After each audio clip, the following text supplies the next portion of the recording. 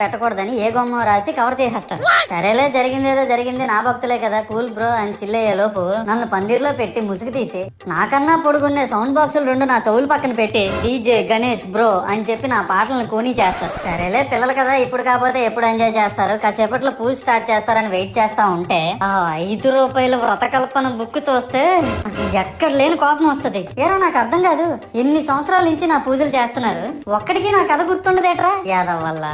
నా బుక్ లో చూసిన దాన్నైనా తిన్నంగా చదువుతారా అంటే అది ఉండదు. ఏదో బాగా అటర్ ఫ్లాప్ అయిపోయిన తెలుగు సినిమాకి రివ్యూ చెప్పినట్టు చదువుతారు ఒక్కొక్కడును. ఇంకా తర్వాత 9 రాత్రుల పాటు నాకు ఎన్ని సినిమాలు చూపించాలో అన్ని సినిమాలు చూపిస్తారా.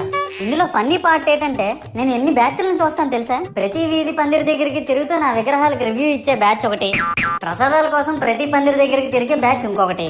ఇంకా దరిద్రం ఏంటంటే నాకు కొట్టిన కొబ్బరికాయలు ఏమైనా మిగిలిపోయేమో వాటిని తీసుకెళ్లి పచ్చడి చేసుకుందాం అనే బ్యాచ్ ఒకటి.